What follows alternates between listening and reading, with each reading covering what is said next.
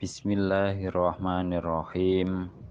Qala al-muallifu rahimahu wa ta'ala wa nafa'ana bihi wa bi ulumihi wa amaddana bi asrarihi wa a'ada alaina bi barakatihi amin ya rabbal alamin. Bismillahirrahmanirrahim. Al-hadisus salisu. Al-hadisu utawi hadis as-salisu kang kaping telu. An Abi Abdurrahmani diriwayataken saking sahabat Abi Abdurrahman. Abi Abdurrahman bapake Abdurrahman. Rupane Abdullah bin Umar, Abdullah bin Umar ibn al-Khattabi kang dadi putra lanange Al-Khattab. Abi Abdurrahman bapaknya Abdurrahman yaitu Abdullah bin Umar bin Khattab atau yang sering kita dengar dengan istilah Ibnu Umar. Ibnu Umar punya anak Abdurrahman. Lah yang meriwayatkan ini adalah Ibnu Umar yang namanya Abdullah. Radhiyallahu anhuma muga-muga paring ridho sapa Allah anhuma saking Abdullah lan Umar. Qala dawuh sapa Abdullah, sami'tu pireng sapa kula, sapa ingsun. Sami'tu pireng utawa krungu sapa ingsun Rasulullah ing Rasulullah sallallahu alaihi wasallam. Yaqulu hale dawuh sapa Rasulullah. Buniyal Islamu ala khamsin. Bunia dibangun apa al Islamu Islam. Agama Islam ini terbangun atau bisa tegak ala khamsin ing atase 5 perkara. Rupane syahadati alla ilaha illallahu nyekseni alla ilaha ing sak temene ora ana pangeran kang hak disembah iku maujud.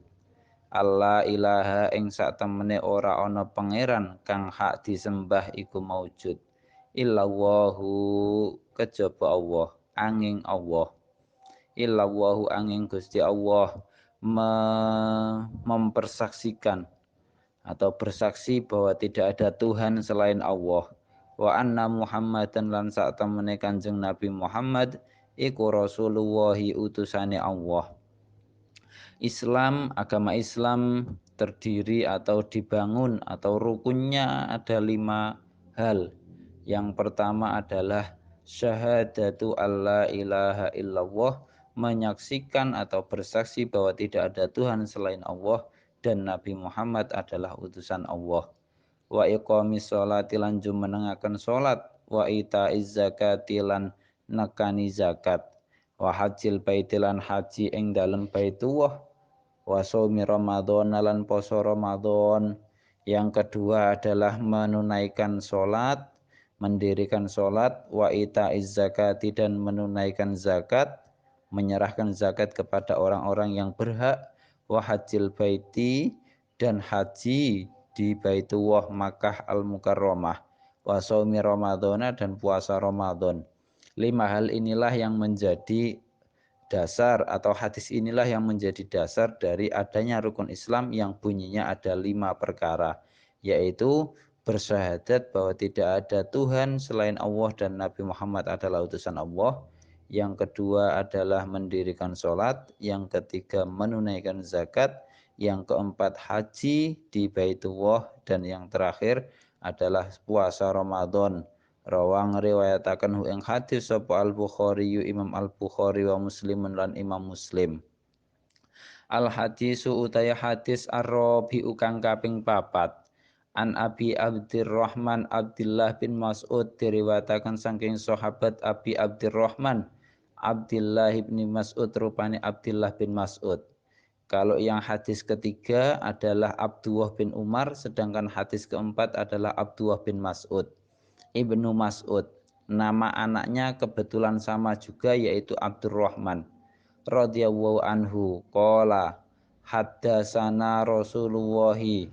Qala dawu sapa Abdullah bin Mas'ud, haddatsana nyeritani na ing kita sapa Rasulullah sallallahu alaihi wasallam wa huwa utawi Rasulullah iku asadiku wong kang wong kang iku asadiku wong kang banget benere utawa temene, jujure iku asadiku wong kang banget benere utawa jujure, almasduku kang dibeneraken. Almasduku kang dibeneraken, orang yang bisa dipercaya dan juga orang yang sangat jujur. Berkata bagaimana? Menceritakan tentang apa? Inna ahadakum sak temene salah siji sira kabeh. Inna ahadakum sak temene salah siji sira kabeh, maksudnya seluruh kalian, kalian semua, ngoten. Jadi inna ahadakum kalau dimaknai koyok-koyok salah satu dari kalian, tapi sebenarnya ini bermakna keseluruhan. Inna ahadakum sak temene salah siji sira kabeh iku yujma'u dikumpulaken, iku yujma'u dikumpulaken apa khalquhu, kedadiane kedadiane ahad fi batni ummihi ing dalem wetenge ibuke ahad, arba'ina ing dalem 40 apane yauman dinane, nutfatan hale rupa mani, nutfatan hale rupa mani. 40 hari pertama kandungan adalah berupa air mani.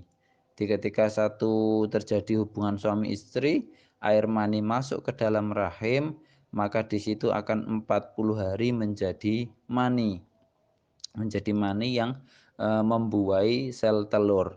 Sumayaku nuli ono sopo ahad, sumayaku nuli ono sopo ahad iku alakotan getih kempel. Kemudian setelah 40 hari, 40 hari yang kedua adalah berproses menjadi daging getih yang menggumpal, yang menempel di dinding rahim. Jadi mani tersebut setelah terjadi pembuahan kemudian menempel di satu dinding rahim, kemudian menyatu dengan dinding tersebut mencari asupan gizi.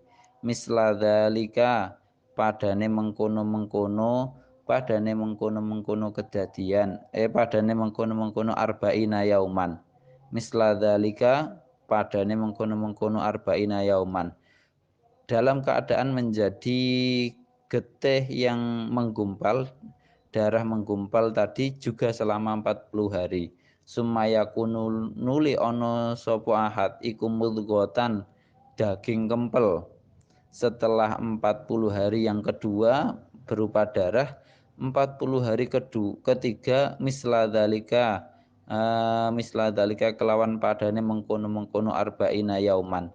40 hari yang ketiga si janin ini berupa daging yang menggumpal. Jadi sudah berupa daging kecil. Kadang sering kita melihat video-video tentang aborsi atau yang lainnya, setelah terjadi 120 hari, 40 hari berupa mani, 40 hari berupa darah yang menggumpal, 40 hari yang ketiga berupa daging yang menggumpal. Setelah 120 hari itu ketika digugurkan atau gugur secara alami, itu kadang sudah berupa bentuk bayi, sudah membentuk, sudah tampak kalau itu adalah sebuah bayi manusia. Summa yursalu nuli diutus ilaihi maring ahad sopo al malaku malaikat. Setelah 120 hari, malaikat diperintah oleh Allah untuk datang masuk ke rahim. Fayang fuhu mongko nyebul sapa al malak fihi ing dalem ahad. Fayang fuhu mongko digawe mabni majulai. Fayung fahu mongko disebul fihi ing dalem ahad apa ar-ruhur ruh. Kemudian ditiupkanlah roh ke dalam daging tadi, daging yang sudah menggumpal tadi. Jadi 120 hari itu datang malaikat masuk ke dalam rahim untuk meniupkan roh masuk ke dalam daging tersebut. Kalau tradisi Jawa kita kenal dengan istilah nelon-neloni. Nelon-neloni itu adalah berarti 40 hari yang ketiga atau berusia 4 bulan penuh. 4 bulan penuh kita punya tradisi di Jawa yaitu melakukan selamatan atau apapun, bisa dengan membaca surat Yusuf atau Maryam sebanyak-banyaknya, atau dengan selamatan biasa, atau bisa dengan membagi-bagikan sedekah kepada tetangga sanak kerabat. Gunanya apa? Untuk mendorong. Mendorong apa? Ini selanjutnya. Wayuk marulan diperintah sopo wayuk marulan dan perintah sopo al malak bi arba'i kalimatin kelawan papat piro-piro kalimat, rupane bikat bi rizkihi kelawan nulis rizkine ahad. Empat hal yang sudah ditentukan ketika janin itu dimasuki oleh roh. Jadi ketika malaikat memasukkan roh ke dalam janin, ada empat hal yang juga ditentukan terhadap janin tersebut. Yang pertama, bikat dirizkihi, menulis rizkinya. Bahwa rizkinya kandungan ini itu sudah diperhitungkan, sudah dicatat di Lauhul Mahfud ketika umurnya masih 120 hari. Wa ajalihi lan ajali ahad, bahkan untuk kapan matinya, bagaimana proses kematiannya itu pun sudah ditentukan oleh Allah. Wa amalihi lan amali ahad, dan bahkan tingkah laku perbuatannya pun sudah ditentukan di Lauhul Mahfud. Sudah ditulis ketika dia berusia 120 hari. Wasakiyun lan rugi au saidun utawa bejo. Dan yang keempat adalah apakah dia nanti bernasib menjadi orang yang beruntung atau yang merugi. Nanti nasibnya dia ini sudah ditentukan, apakah dia nanti termasuk orang-orang yang celaka atau orang-orang yang beruntung. Celaka maksudnya apa? Celaka maksudnya nanti termasuk ahli neraka atau termasuk ahli surga. Disinilah gunanya pendorong tadi. Orang tua disarankan untuk melakukan satu ritual, yaitu bisa berupa sedekah, melakukan selamatan, dan yang lainnya, tirakat, membaca surat Yusuf dan surat Maryam atau yang lainnya. Pokoknya melakukan satu hal kebaikan.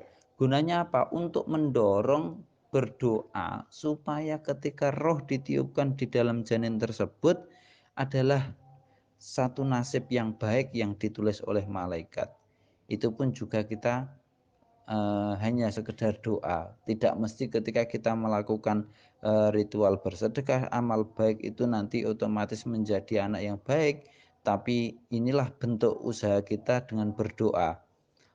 Allah sendiri pun juga meyakinkan kepada kita, ud'uni astajib lakum. Berdoalah maka akan aku turuti, aku kabulkan. Disinilah kita harus percaya bahwa ketika kita mau berdoa dengan baik, insya Allah empat hal yang akan dituliskan kepada si janin, rizkinya, ajalnya, amal perbuatannya, dan nasibnya kelak apakah menjadi ahli neraka atau surga, semoga nanti satu hal yang baik yang ditetapkan atau ditiupkan ke dalam janin tersebut.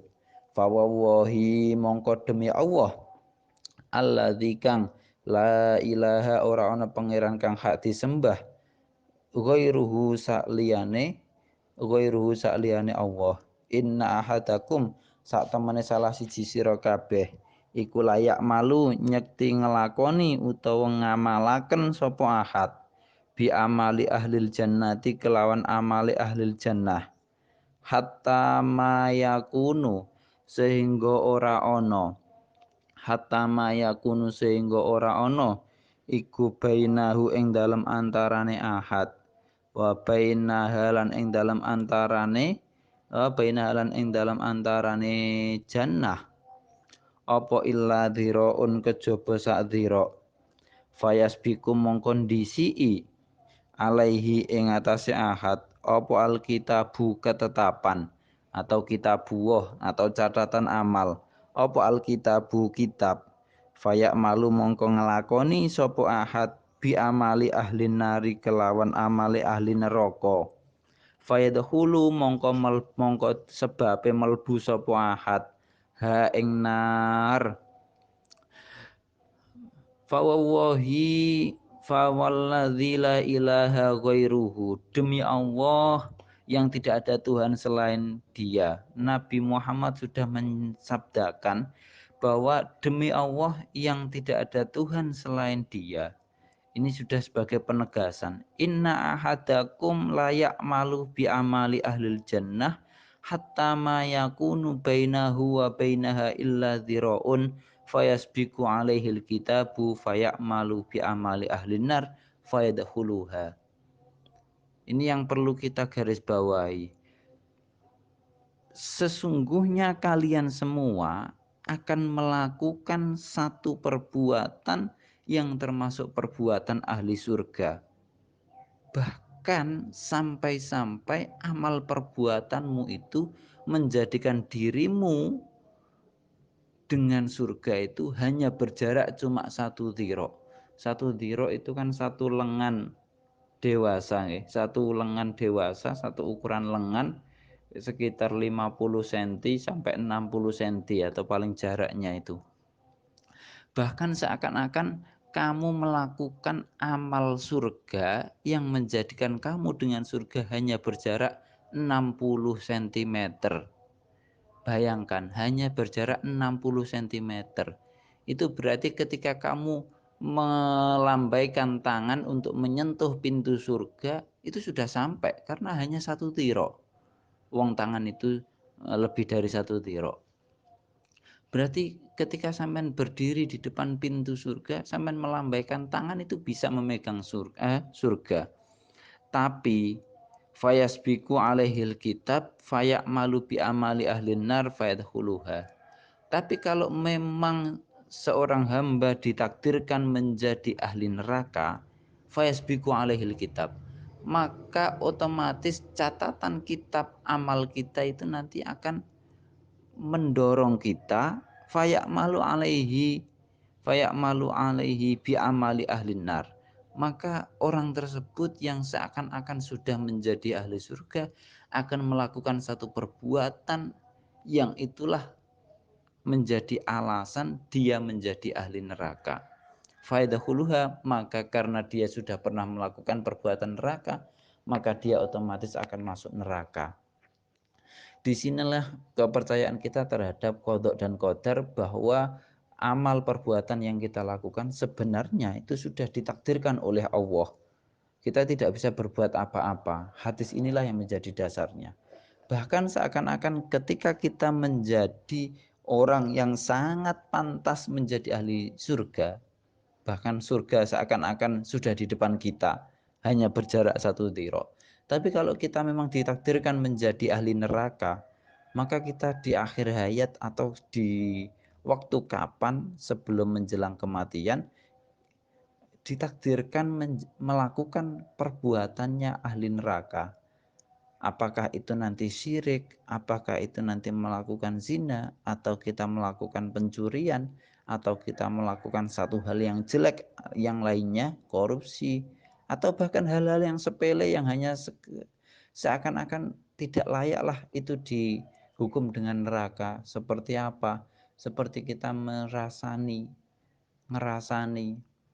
mencibir seseorang, atau mungkin berprasangka buruk terhadap orang, atau hal-hal yang sangat kecil yang kalau menurut hadis yang lain, bahkan ketika kita mencuri, mengambil ranting pohon dari milik orang lain yang itu tanpa seizin orang yang mempunyai, itu kan berarti termasuk kejelekan, dan itu termasuk perbuatan ahli neraka. Maka kalau memang kita ditakdirkan menjadi ahli neraka, amal yang sebagus apapun yang seakan-akan sejengkal dengan surga, karena kita memang ditakdirkan menjadi ahli neraka, maka otomatis kita akan melakukan perbuatan ahli neraka dan kita akan masuk ke dalamnya. Naudzubillah min dzalik, summa naudzubillah. Selanjutnya, wa inna ahadakum lan sak temene salah siji sira kabeh iku layak malu nyekting amal sapa ahad bi amali ahli nari kelawan amali ahli neraka hatta mayakunu sehingga ora ana iku bainahu ing dalem antarane ahad wa bainahalan ing dalem antarane nar apa illa dhira'un kejaba sak dhira'. Fayasbiku mongkondisi alaihi ing atase ahad apa alkitabu kitab ketentuan amal. Fayak malu mongko beramal sapa ahad bi amali ahli jannati kelawan amale ahli surga faidahulu mongko sebabe melbu sapa ahad ha ing jannah. Begitu pula sebaliknya, kalau kita memang ditakdirkan menjadi ahli surga, seburuk apapun tingkah kita, bahkan seakan-akan terlalu pantas menjadi ahli neraka. Tapi kalau kita memang ditakdirkan menjadi ahli surga, maka di akhir hayat mungkin kita akan ditakdirkan melakukan satu perbuatan ahli surga. Dan amal itulah yang menjadi alasan Allah layak memasukkan kita ke dalam surga. Inilah harapan kita, maka kita tidak boleh berprasangka buruk, tidak boleh menjustis, tidak boleh menghukumi setiap orang, setiap makhluk Allah bahwa dia adalah ahli surga atau ahli neraka. Apalagi kita menjustis orang untuk menjadi ahli neraka. Huwa finnar, atau kamu syirik, kamu berdosa, ahli neraka, tidak boleh. Karena ada hadis ini, bahwa meskipun tampaknya kita melihat orang atau kita sendiri melakukan perbuatan yang seakan-akan ini sudah sangat layak menjadi ahli neraka, bahkan hanya sejengkal dari neraka. Tapi kalau kita memang ditakdirkan menjadi ahli surga, maka di satu waktu kita akan melakukan satu hal yang menjadi amalan ahli surga, dan itulah alasan Allah memasukkan kita ke dalam yang menjadikan kita pantas mendapatkan ridho Allah untuk masuk surga. Maka di redaksi yang awal menjadikan kita tidak bisa melakukan sifat sombong, dan yang kedua ketika kita wa inna ahadakum la ya'mal bi amali ahlin nar sampai selanjutnya, di sini kita diajari untuk bersifat tidak pernah putus asa terhadap rahmat Allah, bahwa rahmat Allah kapanpun bisa turun sebelum ajal menjelang. Sampai ajal menjelang kita tidak boleh pernah luput, tidak boleh pernah berhenti berharap bahwa rahmat Allah akan datang kepada diri kita. Rawahul Bukhari wa Muslimun. Al hadisul khamisu al hadisu tay hadis al khamisu kang kaping 5. An ummil mukminin diriwayataken saking ummil mukminin ibuke pira-pira wong mukmin, Ummi Abdillah kang dadi ibuke Abdillah, Aisyah radhiyallahu anha. Rupane Sayyidah Aisyah radhiyallahu anha qalat qala Rasulullah, qala dawu sapa Rasulullah sallallahu alaihi wasallam, man utahe sapane wong iku ahdasa ngenyar-ngenyari sapa man fi amrina ing dalem agama kita. Hadza rupane ikilah agama Islam. Ngenyar-ngenyari ma ing perkara laisa kang ora ana apa ma iku minhu sangking amrina, fahuwa mongko utahe ma iku radun ketolak. Barang siapa yang melakukan satu hal perbuatan yang baru yang tidak ada dalam ajaran agama Islam, maka fahuwa raddun, maka hal itu ditolak. Inilah yang menjadi dalil perdebatan kita, mana yang dikatakan bid'ah, mana yang tidak. Inilah yang terus menjadi pergunjingan kita antar sesama muslim. Kita mengatakan bahwa mereka melakukan bid'ah, mereka mengatakan bahwa kita melakukan bid'ah, dan sebaliknya. Terus hadis inilah yang dibuat alasan, man ahdasa fi amrina hadza ma laisa minhu fahuwa raddun. Barang siapa yang membuat pembaruan terhadap agama ini dan hal itu tidak ada dalam tuntunan ajaran agama, fahuwa raddun, maka itu adalah hal yang ketolak. Rawang riwayatakan yang hadis sapa Al-Bukhari Imam Bukhari, wa Muslimun lan Imam Muslim, wa fi riwayatin lan ing dalam siji riwayat li Muslimin kedua Imam Muslim, man amila amalan laisa alaihi amruna fahuwa raddun. Man utai sapane wong iku amila amal sapa man amalan ing siji amal laisa kang ora ana alaihi ing atase amal apa amruna agama kita, fahuwa mongko utawi amal iku raddun tertolak. Redaksi yang lain mengatakan man amila amalan laisa alaihi amruna fahuwa raddun. Barang siapa yang melakukan satu amal yang tidak sesuai dengan agama kita, maka hal itu adalah ditolak atau dikatakan bid'ah. Al hadisu sadisu al hadisu utawi kang al hadisu utawi hadis asadisu kang kaping 6. Asadisu kang kaping 6 an Abi Abdillah diriwayataken saking sahabat Abi Abdillah An-Nu'mani bin Bashir rupane An-Nu'man bin Bashir radhiyallahu anhuma qala dawu sapa Nu'man bin Bashir sami tung krungu sapa ingsun Rasulullah ing Rasulullah sallallahu alaihi wasallam yaqulu hale dawuh sapa nabi sapa Rasulullah innal halala sak temene barang kang halal iku bayyinun pertelo jelas wa innal harama lan sak temene barang kang haram iku bayyinun jelas wa bainahuma lan iku ing dalam antarane halal lan haram mustabihatun utawi perkara kang samar kang serupa layak lamuhunna layak lamu orang ngerti layak lamu orang ngerti hunna ing mustabihat sapa kasirun wong akeh minan nasi sangking manungso famanittaqo bahwa halal itu adalah sudah jelas barang yang halal sudah jelas barang yang haram sudah jelas wa bainahuma umurun mustabihatun dan di antara halal dan haram ada beberapa perkara yang masih samar yang banyak orang tidak bisa membedakan antara keduanya apakah ini halal apakah haram atau ada hal yang memang benar-benar samar yang tidak bisa dikatakan apakah ini halal haramnya faman ittaqo faman mongko utahe sapane wong iku ittaqo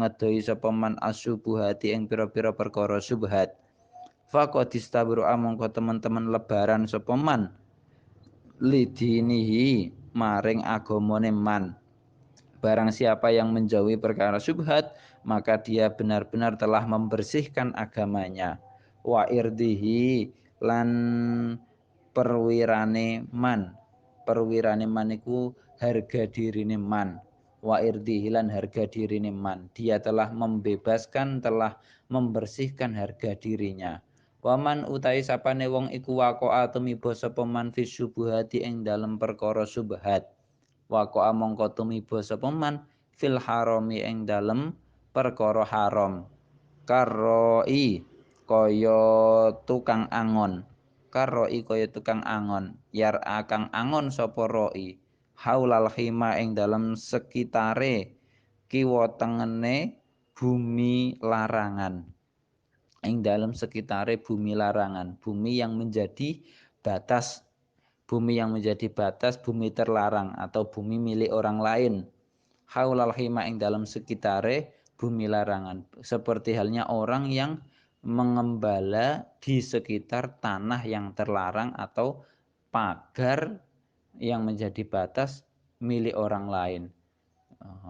Ketika kita mengembala kambing dan mengembalanya mendekati pagar batas dengan tanah orang lain. Yusiku, yusiku mamang sopo roi ayyakoa ayyarta'a ing yen to tumiba fihi ing dalem khima ala eling-eling wa inna likulli malikin lan sak temen iku tetep kedue saben-saben raja wa inna likulli malikin lan sak temen iku tetep kedue saben-saben raja khiman khiman ana tanah larangan ingatlah bahwa setiap raja setiap pemimpin itu punya satu hal yang terlarang punya larangan-larangan ala eling-eling wa inna himawahi lan sak temene larangane Allah lan sak temene bumi larangane Allah iku maharimuhu pira-pira perkara harame Allah iku maharimuhu pira-pira perkara harame Allah ala eling-eling wa inna fil jasadi lan sak temene iku tetep ing dalem jasad mudghatun ana getih kempel mudghah tadi apa mudghatan itu getih kempel mudghatan ono getih kempel, daging yang menggumpal. Ingatlah bahwa di dalam jasad itu ada darah yang menggumpal. Yang dimaksud maksudnya hati. Idza soluhat ing dalam nalikane bagus apa mudghah. Idza soluhat ing dalam nalikane bagus apa mudghah, soluha mongko bagus apa al jasadu jasad. Kulluhu hiya sakabehane jasad. Wa idza fasadat lan ing dalam nalikane rusak apa mudghah, fasada mongko rusak apa al jasadu jasad kulluhu hiya sakabehane jasad. Ala eling-eling wahya utawi mudghah iku al qalbu ati. Ingatlah bahwa ada satu darah gumpalan yang berada di dalam jasad. Ketika darah tersebut adalah baik, maka seluruh jasad menjadi baik. Begitu pula ketika darah menggumpal tersebut adalah satu hal yang jelek, maka seluruh jasad menjadi rusak atau jelek. Dan ingatlah bahwa darah tersebut adalah hati. Berarti apa? Ketika hati kita baik, insya Allah seluruh jasad kita menjadi anggota yang baik. Ketika hati kita adalah hati yang kotor, hati yang jelek, maka jasad kita akan menjadi ikut kotor dan jelek. Nah, inilah pentingnya kita mengkonsumsi barang-barang yang halal. Jangan sampai kita mengkonsumsi barang-barang yang haram.